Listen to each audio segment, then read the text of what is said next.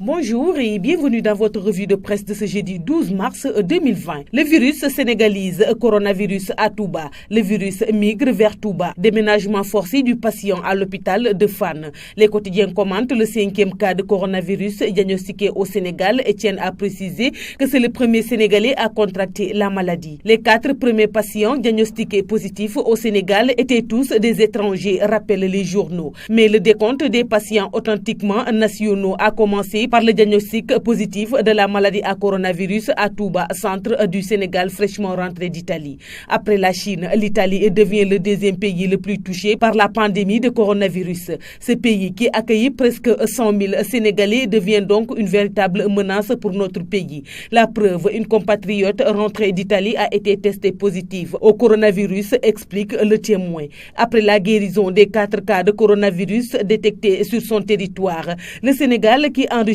son premier cas d'un Sénégalais contaminé au coronavirus n'est pas à l'abri de tout ce qui se passe dans les autres pays, commente la Tribune. Ce journal pose la question de savoir s'il ne serait pas nécessaire de fermer l'aéroport de Diass, le plus grand aéroport du pays, afin d'éviter que la catastrophe ne nous tombe dessus. Le premier Sénégalais de souche atteint de la maladie à coronavirus est un émigré établi en Italie, 3 jours après qu'il a pris part au Magal pèlerinage de Porokhane Centre. Il s'est senti mal, rapporte Enquête.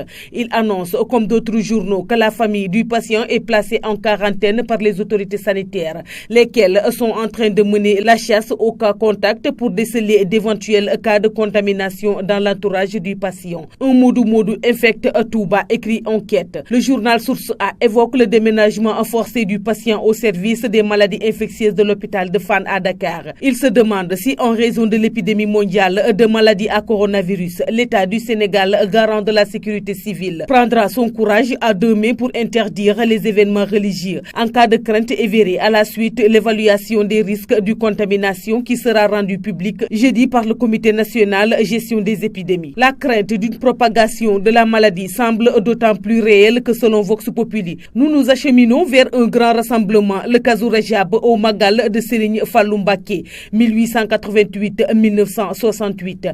Des milliers de fidèles musulmans prennent part à ce pèlerinage de la communauté mouride, dont la prochaine édition aura lieu le 22 mars à Touba. Une partie des quotidiens accorde la priorité d'autres sujets. Sud Quotidien, de sa part, par exemple, est surtout préoccupé par le ras-le-bol engendré par la pénurie d'eau dans certains quartiers de Dakar, dont Grand Yoff et Niary Tally. Des ménages sont obligés de veiller presque toute la nuit pour s'approvisionner en eau, car le liquide précieux ne coule que vers 2h ou 4h du matin, lit-on dans ce journal. L'AS s'intéresse surtout à la vente de données personnelles. La Sonatel, Orange Money et la CDP ont été cuisinées par l'OFNAC, l'Office national de lutte contre la fraude et la corruption, selon le même journal. Des responsables de la Société nationale des télécommunications, de la Société de transfert d'argent Orange Money et de la Commission de protection des données personnelles ont été longuement auditionnés par l'OFNAC à la suite de la plainte d'une dame. Cette dernière accuse la Sonatel d'avoir livré ses données à Orange Money et la CDP de n'avoir pas réagi à ces nombreuses plaintes, rapporte l'AS.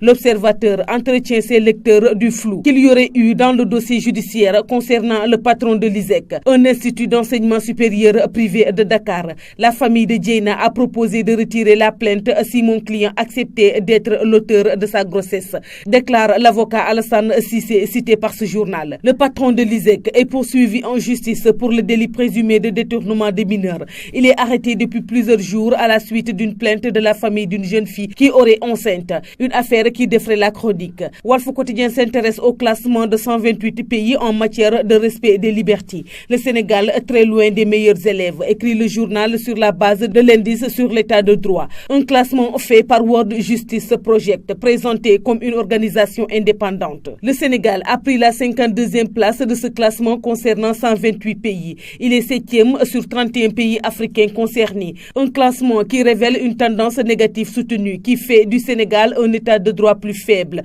aujourd'hui qu'auparavant, lit-on dans Walf Quotidien. Le Soleil évoque les concertations prévues jeudi à Dakar entre la Gambie et le Sénégal. Le conseil présidentiel sénégalo-gambien auquel prendront part les chefs d'État des deux pays a été précédé d'une réunion des ministres des Affaires étrangères des deux États mercredi à Dakar.